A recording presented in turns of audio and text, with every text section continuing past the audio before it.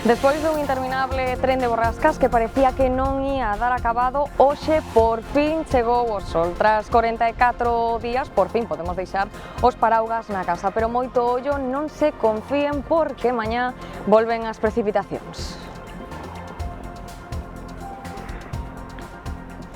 Que tal? Boas tardes. Parecía que nunca íamos dar esta noticia de novo, pero sí, por fin deixou xa de chover e precisamente por iso hoxe sacamos un pouco deste telexornal Mediodía ás rúas para contarlles este día tan diferente. Unha tregua marcada por este mes e medio cheo de precipitacións, pero que hoxe dá un pequeno respiro por fin, como dicimos. Se nota sobre todo de cheo xa nas rúas, en paseos como este, as terrazas están totalmente cheas, pero sobre todo onde máis se nota é nos negocios. Aquí nos ha hecho polvo. Hemos tenido que cerrar incluso a las 6 de la tarde. Os meses de xaneiro e febreiro adoitan ser meses malos para a hostelería, que con iso xa contas, pero bueno, o deste ano foi especial. Nos minutos damosles máis detalles desta pequena paréntesi, pero primeiro imos con máis asuntos, David. Sí, nos minutos volvemos, Antía, pero a actualidade neste caso lévanos tamén ata Soutomaior, porque ali un home perdeu a vida tras caerlle enriba unha árbore. A vítima de 56 anos estaba pinchando e cun guindastre controlaba a caída do talo, pero desafortunadamente a árbore veuselle encima. O falecido é un coñecido madereiro que habitualmente traballaba nesas zonas de difícil acceso pros equipos tamén de emerxencias. A borrasca Oriana azouta toda España en aviso por neve, chuvia, ondada e sobre todo vento. A alerta é máxima en Castellón, onde os refachos xa superaron os 140 km por hora e Renfe suspende trens. Os ríos seguen moi cheos, por exemplo, o Douro, o seu paso por Soria. En algunhas localidades comezan a evacuar veciños. Tamén continúan os estragos no país veciño, en Coimbra. 9.000 habitantes da zona histórica volveron pasar unha noite complicada co río Mondego rebordado. A borrasca deixa moitas infraestructuras danadas, máis de 45.000 fogares sen luz e unha das principais vías de comunicación do país están habendo colapsou. Concentración esta mañá na parroquia de Calde, en Lugo. Veciños e empresarios cortaron durante media hora en ambos sentidos a Nacional 540, a estrada que une Lugo con Ourense. Pídenlle ao Ministerio de Transportes que actúe xa, din que o seu estado é perigoso para a condución. Falan de treitos intransitables na que é a principal vía de comunicación entre estas dúas provincias. Aseguran que hai fochancas de máis dun metro. O Ministerio de Transporte... O único que fan é tapar un pouco as fochancas, pero o firme está totalmente degradado, que pon en risco a vida das persoas cada día que pasan e circulan por ela. A repartir y a repartir amor. Es un día bastante bonito, es el Día de los Enamorados y creo que hay que disfrutarlo un poco. E moitos demostran o amor con agasallos. O gasto medio para un día como hoxe é de 70 euros e a maioría opta por regalar flores. O máis demandado, as rosas vermellas. As florarías afirman que durante esta semana as vendas aumentan un 300%, ollo. E por fin chegou a fin de semana do Entroido, un dos maiores recoñecementos patrimoniais do país que vive os seus días grandes, dende o Triángulo Máxico ourensán, pasando polos folións de Chandrexa de Queixa, ata as Madamas de Cobres. Hoxe é día de por disfraces, máscaras, pintar a cara e, sobre todo, gozar da festa.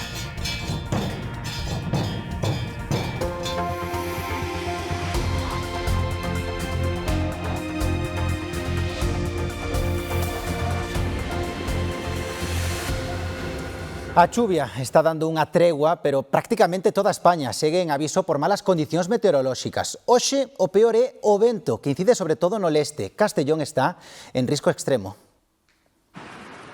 Boa parte de España está en aviso polo vento. Estas son imaxes de Las Rozas en Madrid, onde unha árbore caeu enriba dun edificio. Na serra madrileña hai refachos de ata 100 km por hora, pero é na área mediterránea onde sopra con máis forza. Na Comunidade Valenciana enviáronse mensaxes de esaler nas 3 provincias. A de Castellón está en risco extremo por ventos furacanados. Alí xa se registraron refachos de 172 km por hora. A DXT limitou a 80 a velocidade polas estradas da provincia e prohibiu que os camións adianten e Renfe suprimiu varios servizos. As autoridades pídenlle á cidadanía que extreme as precaucións. Non salir á calle, se non é imprescindible, evitar al máximo el desplazamiento, alejarse de zonas donde haya carteles publicitarios o zonas donde hayan árboles. Tamén se enviaron mensaxes de S-Alert polo vento no sur e no norte de Cataluña, onde o 112 acumulou xa durante a noite un centenar de incidencias.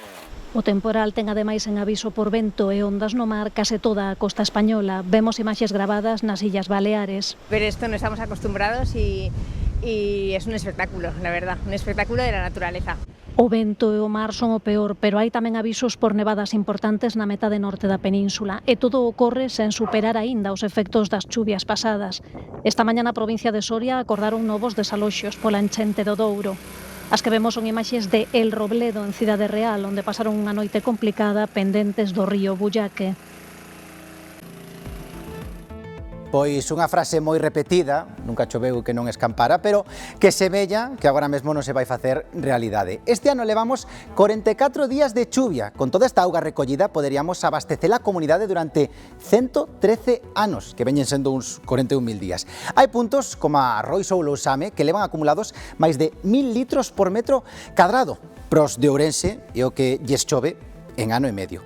E todo isto por mor dos abundantes fenómenos meteorolóxicos adversos. Nas últimas 3 semanas deixan máis de 7.600 incidencias. Tendo isto en conta, o paraugas se case xa como un accesorio máis do noso corpo. É que levamos tantas borrascas que sempre saímos con el á rúa. Pero hoxe podemos esquecelo por un anaco, non Antía. Sí, de feito, David, ata resulta extraño non telo agora mesmo a man. Ademais, este cambio de tempo tamén influe no noso humor, non estamos da mesma maneira se vai sol que se chove, pero aínda que sexan poucas horas e non esteamos a falar tanto de sol, senón dunha pequena pausa, este tempo cambia sen dúbida as nosas rutinas, os nosos hábitos, volve encher as rúas e tamén podemos volver a facer eses plans que estábamos desexando. Tamén o que notamos moi cheo, sen dúbida, son os negocios. Hoxe, por exemplo, tivemos esas imaxes que xa non recordábamos prácticamente de terrazas montadas, cheas de xente despois de 6 semanas gardadas. Existir existe, pero tardou tanto en aparecer este ano que esta tregua solleira foi un auténtico regalo. O sol existe, existirá, e a máis é necesario para todo. Paseos, terrazas cheas de xente onde deixamos atrás por unhas horas o paraugas e incluso os abrigos. Hoxe era día de gafas de sol, gorras e un sinfín de plans. Voy a tomar el sol paseando y luego me voy a comer, que es un día muy lindo de sol. No hay viento, está un día bueno, hai que aprovecharlo. Un auténtico regalo tamén pros hostaleiros. Moitos volvían preparar as terrazas ao aire libre tras meses con poucos ingresos e bastantes perdas. Poñendo xa que os meses de xaneiro e febreiro adoitan ser meses malos para a hostelería, que con iso xa contas, pero bueno, o deste ano foi especial. Pero la climatología aquí nos ha hecho polvo. Hemos tenido que cerrar incluso a las 6 de la tarde, sin poder dar servicio de cenas. Xornada tamén para retomar os deportes ao aire libre. Algúns ciclistas nin se lembraban do tempo que levaba a súa bicicleta sen sair da casa. Pois non nos acordamos xa. Facilmente desde outubro, novembro, que non a sacamos. É un pouco complicado. Mais o norte en Betanzos mesma estampa, en que algúns aproveitaron para arranxar os desperfectos que deixou este tren de borrascas. Foron 9 seguidas neste 2026. Nos paseos marítimos o paso dos temporais era evidente, pero hoxe tocaba desfrutar para afrontar o que queda de inverno. Está funcionando o propio da cámara. Oriana, Nils, Marta e así ata 9. Foron tantas borrascas e tan seguidas unha tras outra, tamén tantos nomes que xa escoitaron neste telexornal, que é inevitable que todo isto forme parte das nosas conversas diarias. Pero somos capaces de lembrar todos os nomes das borrascas que pasaron pola nosa comunidade? A verdade é moi complicado porque foron tan seguidas que non deu tempo a aprendelos todos. Leonardo, pode ser? Sí, Leonardo. Nin idea. Como hubo tantas, xa non me quedei que ninguna. Non sei se unha delas era Oriana, Linus ou Lins ou algo así, era outra, unha das últimas que tuvemos, non recordo. É que hemos tido tantas que ao final se van pasando e se me olvidaron. Claro, lógicamente, quedeime con todo, porque choveu, choveu e choveu. Pues vamos a ver, Leonardo, Marta Nils y bueno, sé que había alguna más, pero ahora mismo no me acuerdo. Empezamos con Ana, e logo xa me paso a Niles e bueno, a Dao xa non me acordo tampouco, pero é verdad que sí que é certo que levamos apenas 2 meses e xa vai o abecedario completo, É moi complicado recordalos, non se preocupen. Ben, dende que comezou o ano só houbo un día sen precipitacións e outros 4 sen ningún tipo de aviso meteorolóxico. E aínda que sexa só por unhas horas, este respiro no tempo permite a certas actividades volver á súa rutina, volver á normalidade, como por exemplo é o caso dos mercados ao aire libre.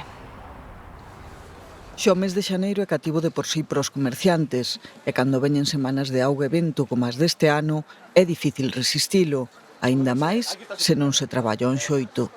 Moi mal, incluso a xente non se vía, a mercancía tuvo que ir de volta, estropeouse. Unha tromba de ajo e vento, aquelo eu non sei que foi, e levantou-nos os ferros todos e retorceu-nos para atrás. A verdade é que non romperon, nin amolou a ninguén, non fastidiou a ninguén, pero levas un susto, a verdade é que sí. A clientela fiel foi quen aguantou os mercados deste inverno. Porque nos queixámonos moito, pero ao final nos, a ver, polo menos nas dúas non traballamos o aire, sabes? A ver, eles, eso, fan o esforzo de cultivar, de vir, os mércores a Pobra, os sábados aquí, eu que sei, pois tamén hai que... É moito máis cómodo seguramente ir ao súper, pero nin é a mesma calidade, nin estás axudando a quen hai que axudar. Que chova, que vente, eu ben, se chove moito e vente moito, o meu home deixa o coche aí e a min deixame solta por aquí. E esta raiola doxe cambioulle o seu humor, a afluencia e as compras. A mes xa trouxemos un pouquinho máis de mercancía, esperamos que sea boa, verdad, porque a xente cando normalmente fai bo, cando hai moito días malos, sole vir máis. Vamos aproveitar este día que está bo e seguramente hoxe vendamos mellor. Se non salen hoxe, que mira, depois de tanto levamos meses a chover. Se hoxe non salen, pobre de quen.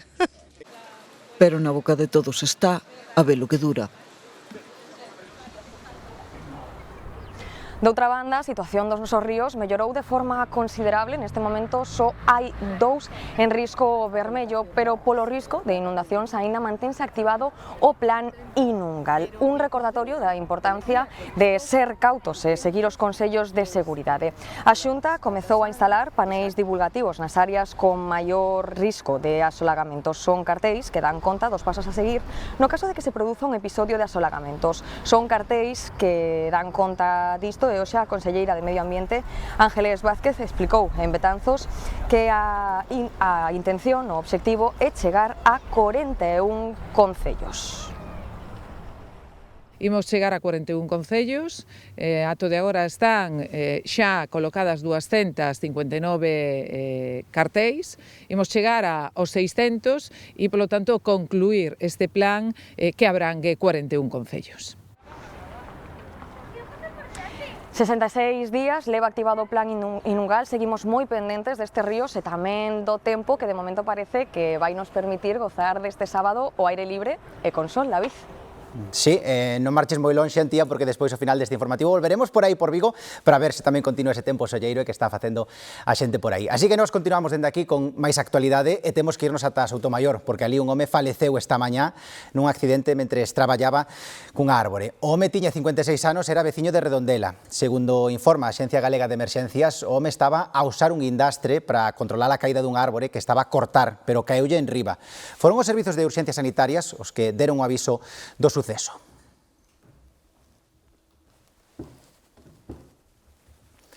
En Camariñas, a pasada noite ardeu case por completo unha lancha, están a ver, no Peirao. Era unha embarcación de 10 metros de eslora fabricada en fibra de carbono, valorada en máis de 60.000 euros.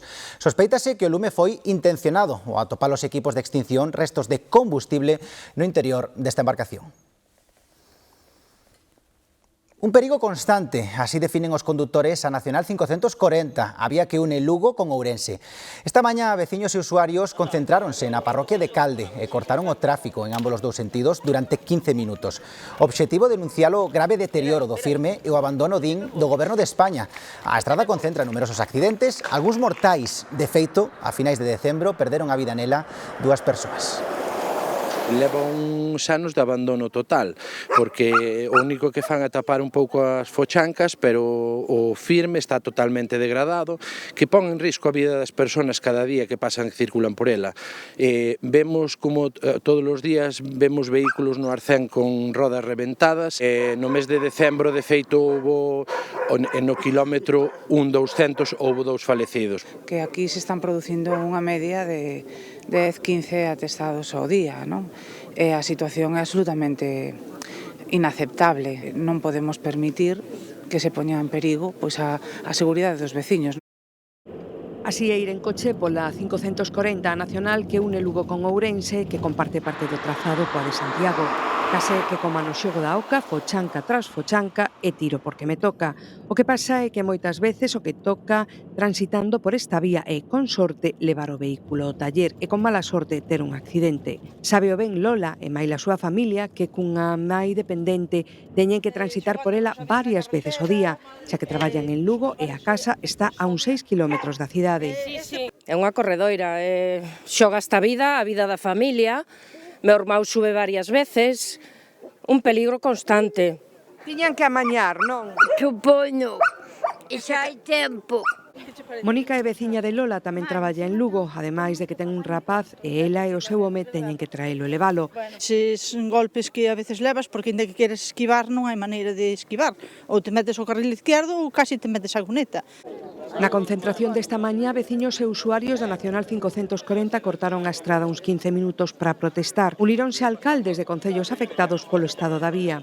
Cada día os usuarios están poñendo en perigo a súa seguridade. Creo que coa seguridade vial e coa saúde non se xoga, así que exiximos un arranxo inmediato.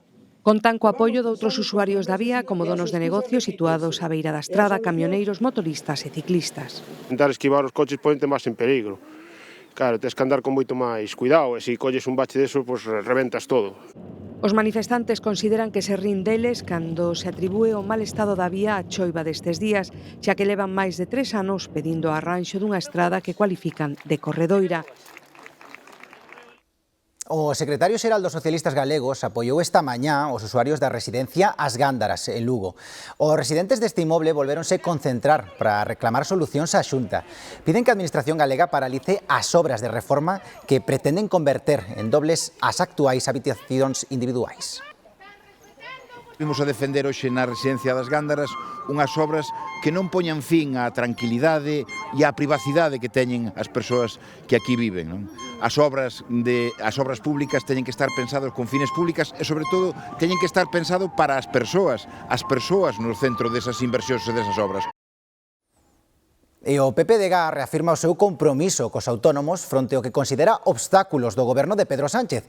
Nunha reunión de traballo con empresarios e autónomos na sede dos Populares en Santiago, o coordinador de emprego, Pablo Fernández López, puxo en valor as políticas da Xunta. Destacou que o goberno liderado por Alfonso Rueda destina este ano máis de 42 millóns de euros en apoios específicos aos autónomos a través de distintas liñas que se poden pedir dende esta semana. Os populares resaltaron tamén o compromiso de Núñez Feijóo co sector, con medidas que apostan pola reducción de impostos e pola protección o emprendemento. O Partido Popular reprobará a vindeira semana no Senado a ministra de Vivenda, Isabel Rodríguez. Segundo apunta o PP, a vivenda en España atravesa na actualidade unha incuestionable emerxencia social. Esa reprobación da ministra será votada no próximo pleno do Senado o mércores 18 por ter un sesgo ideolóxico e radical nas políticas de vivenda e fomentar e protexer a ocupación. Ademais, o PP presentará un plan no Congreso con máis de 30 medidas para reducir as trabas administrativas na compra de vivenda e baixar os impostos. Mentres, a vicepresidenta primeira do Goberno, María Jesús Montero, destaca que as comunidades autónomas teñen as competencias nesa materia e defende que o mercado da vivenda require dunha intervención pública. Con conocer la verdad, el mercado de la vivienda, claro que requiere intervención pública. A pesar de que a la derecha todavía le cuesta decir esto con estas palabras, porque pareciera que eso significa alejarse, ¿no?, del liberalismo que implica su ideología. Para los socialistas es imprescindible. Más proteger a los dueños de las viviendas, a los inquilinos, a los jóvenes que quieren pagar un alquiler justo y menos protección, por supuesto, a los delincuentes. ¿Qué es lo que está haciendo el gobierno de Sánchez? Proteger a los delincuentes, proteger a los ocupas. E hoxe o centro de Madrid foi escenario dunha manifestación de facultativos que reclaman ao Ministerio de Sanidade un estatuto propio para a profesión médica. A movilización é o primeiro acto dunha semana de folga que arrinca o luns. Máis de 175.000 médicos de toda España están convocados a este paro co que buscan unha reforma do estatuto médico que recoñeza as singularidades do seu traballo como as gardas. Despois desta primeira semana, os paros terán un carácter intermitente cunha semana de folga o mes ata o xullo. O expresidente José María Aznar reuniuse en Abu Dhabi con Juan Carlos I, unha visita que coincide cos actos de homenaxe á Constitución de 1978, que este ano se convirte na máis lonxeva da historia de España. Aznar publicou en redes sociais unha foto con Juan Carlos, o que cualificou como o rei das liberdades e da democracia. Máis de 60 xefes de Estado e de Goberno danse cita hoxe na Confederación de Seguridade de Múnich. Unha cita marcada nesta ocasión pola tensa relación entre os Estados Unidos e Europa. Un dos discursos máis agardados foi o do secretario dos Estados Unidos, Marco Rubio, quen asegurou que os Estados Unidos liderarán a nova orde mundial baixo as directrices de Trump. Foron varios os líderes que reivindicaron no discurso inaugural unha necesidade dunha alianza transatlántica forte. A presidenta da Comisión Europea asegurou que é o momento de que Europa fomente a súa independencia. E o Comando Sur estadounidense volve a atacar outra lancha preto de Venezuela, acusada de traficar con drogas no Caribe. Atendan as imaxes, o mísil destrúe por completo a embarcación. 3 tripulantes morreron durante o operativo realizado nunha ruta que os Estados Unidos identifican como usual polo crime organizado. Esta ofensiva eleva a 133 o número de mortos polos ataques da administración Trump contra presuntas narcolanchas. Día especial hoxe, saiu o sol e tamén é o Día dos Namorados, aínda que todos son vos para expresar o amor. No 14 de febreiro, a metade da poboación vai facer algo especial e, de feito, o gasto medio dos agasallos é de 70 euros. Cantos máis anos temos, máis gastamos, quizáis para caer menos nesa rutina. Aquí destacan pois unha escapada, unha cea romántica e, como non, as flores. As favoritas son as rosas vermellas. As florarías afirman que durante esta semana as vendas aumentan un 300%. Son moitas a vender. Pois imos ver se aínda queda algunha onde está Alejandro Álvarez, ali na Coruña.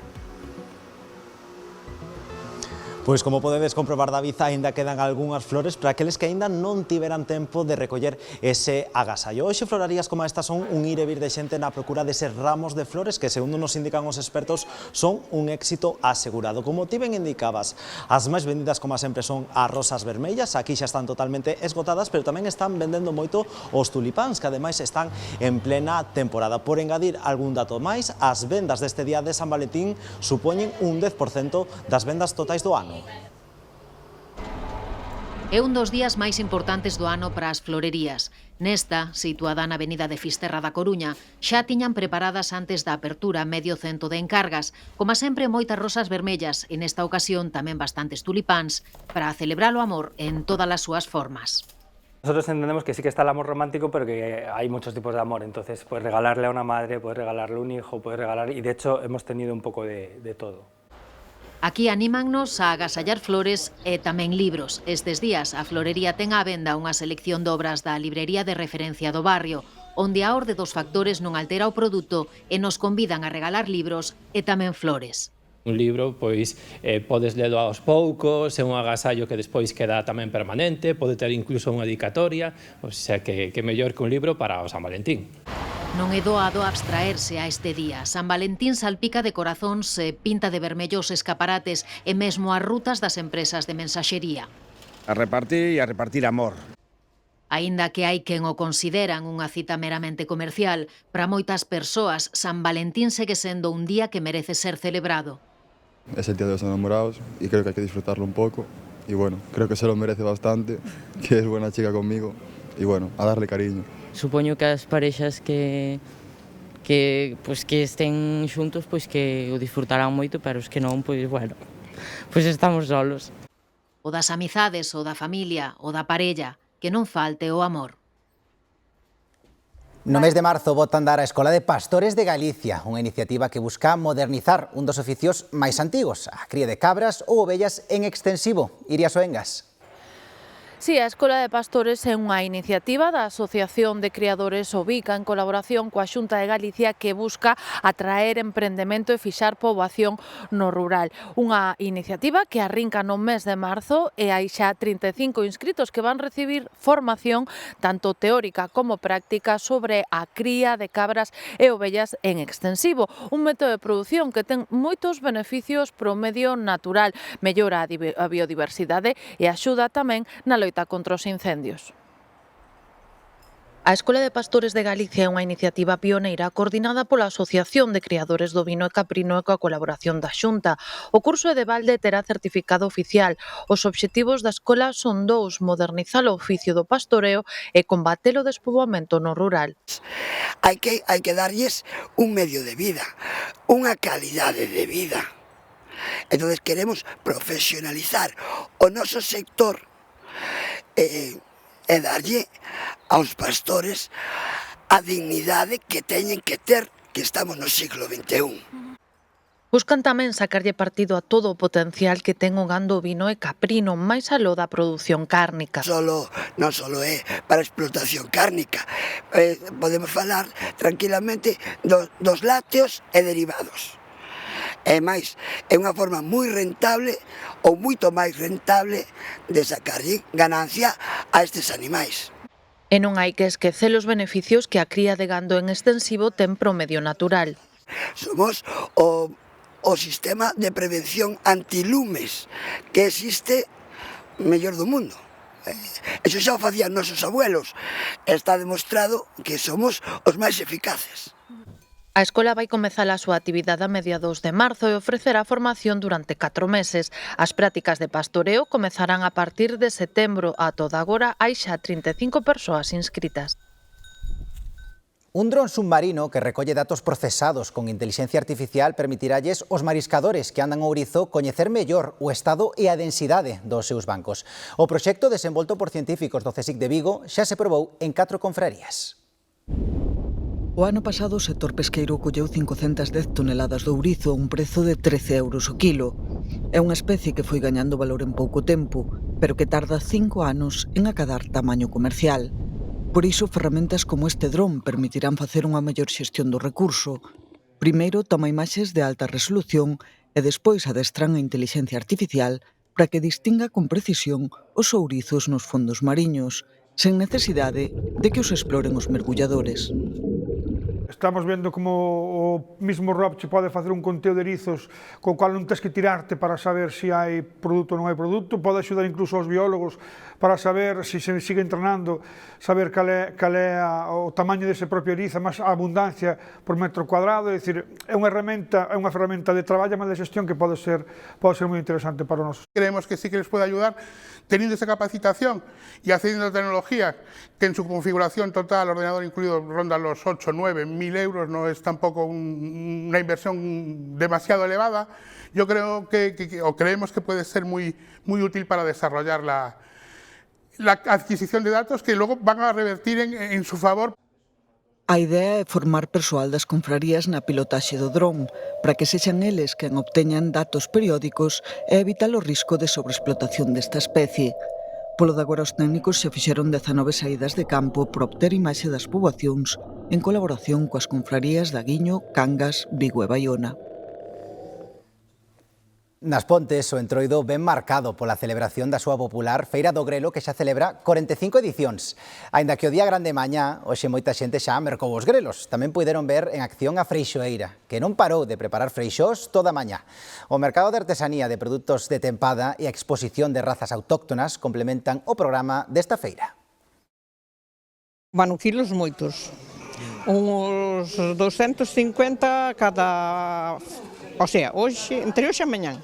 Moita auga, moita seraiva, xa contábase se cadra con máis produción, ao final sí que vai habendo, pero bueno. Cozo lacón, e botelo, e chorizos, e unha patiña, un pouco de morro, algo de todo. E teñen que son da montaña, e canto máis da montaña son, millores son. Outro entroido tradicional é o de Cobres, en Vilaboa, na provincia de Pontevedra. Comezou este sábado cas madamas e os galáns bailando polas rúas. As celebracións rematan o martes, día grande deste carnaval. Máis dun 100 de persoas percorren as rúas das parroquias de Cobres desde primeira hora da mañá. Son os bailaríns e os músicos que manteñen vivo este entroido peculiar. Os personaxes principais van a cara descoberta e presumen da beleza dos seus traxes, sobre todo as madamas, aunque só os sombreiros poidan pesar entre 4 e 6 quilos.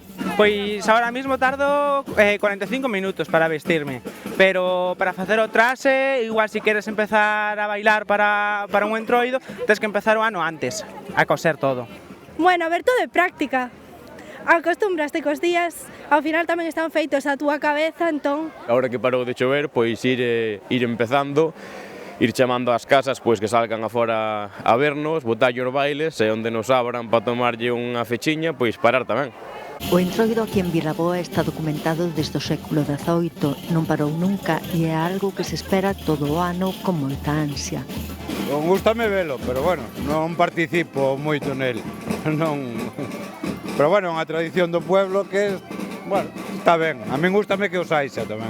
Pois para min é como unha gran familia, ao final estamos 4 días xuntos, pasando ben, e levámonos todos super ben. A verdad, maiores coidan de pequenos coidan de maiores tamén. O entroido é un sentimento, ilusión e un orgullo.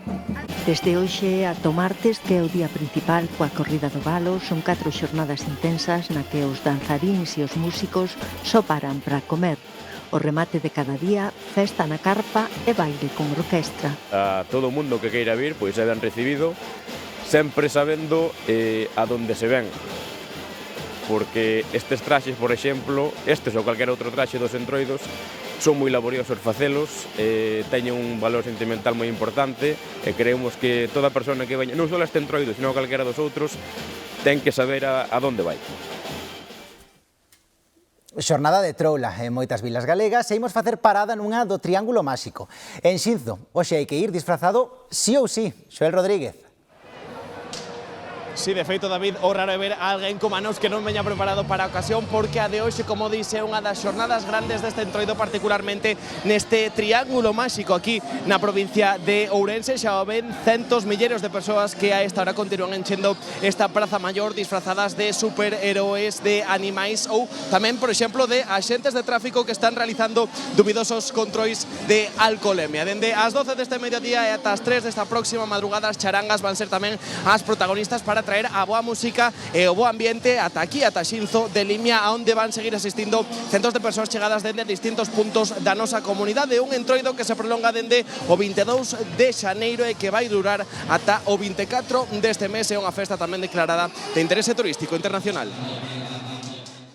Imos disfrazados de ovellas, intentamos ovellas, pero non había presupuesto para moito e isto é o resultado.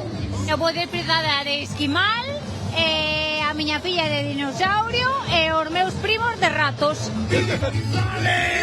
¡Dale! ¡México, cabrón! ¡México, capones! No mames, güey, no mames. Que ben o pasan. E o entroido, que continúa espallándose hoxe por toda a xeografía da provincia de Ourense, como estamos a ver, en Chandrexa de Queixa celebran o Día Grande, cun desfile de folións e comida popular. Cristina do Río. 9 folións danse cita hoxe no que é o Día Grande do entroido en Chandrexa de Queixa. Os anfitrións súmanse os folións de Tribes, de Castro Caldelas, da Veiga, tamén da comarca de Valdeorras. Chegaron ata aquí desafiando o frío e a neve coa que amenceron hoxe estas montañas do macizo central, un grado escaso de temperatura que combaten a golpe de bombo e aixada. En autobuses, furgonetas e turismos van chegando os folións a Chandrexa, algúns tras máis dunha hora de viaxe polas montañas da Serra. Hai moita xente que levan pois 40 anos vindo. Entonces hai que seguir ca tradición, veño cos máis pequenos. Eu personalmente, ao criarme nesta desde pequeniña, ir cos meus pais, pois vívelo dunha maneira pois que prácticamente non se pode explicar. É unha ilusión moi grande tocar, ver os demais folións. A emoción é o motor destes entroidos ancestrais nos que non se sente o frío. Vivímolo moito.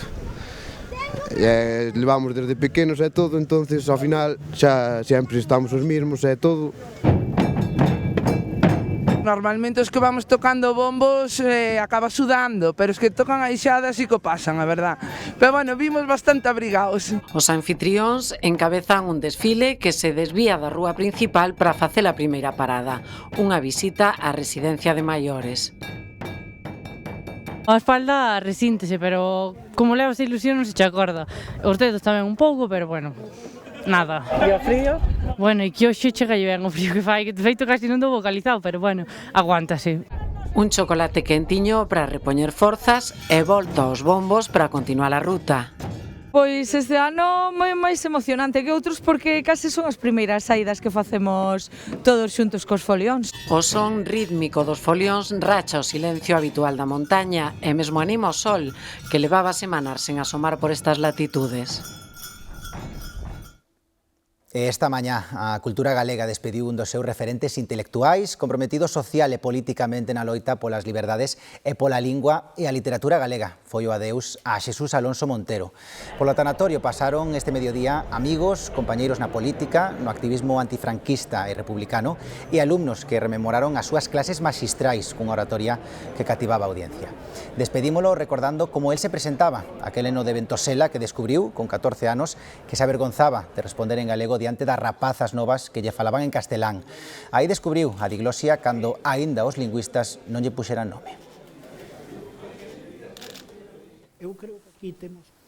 Ben, pois xa viron ao longo deste telexornal que a tregua deu hoxe un respiro o entroido. Estamos a falar pois case dun día solleiro e imos marchar con bo sabor de boca. Antía, temos moita xente que está aproveitando por aí por Vigo a xornada?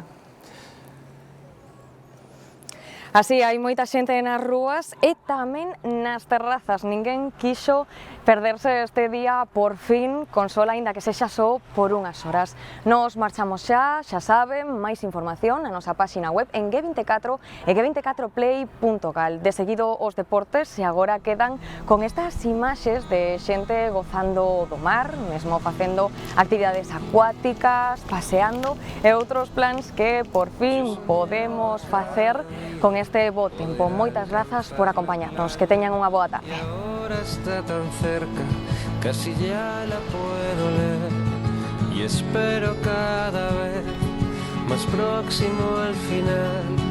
Ya puedo sentir tierra seca tras la arena mojada y no me da la gana de pensar que nada es para siempre si esta canción se acaba. Que acaba el mundo para todos, todos somos nada. Sin las palabras dime qué nos queda. Y vuelven algunas rimas a mi mente cansada, partes de guiones que creía olvidadas, melodías que una vez pensé que iba a perder.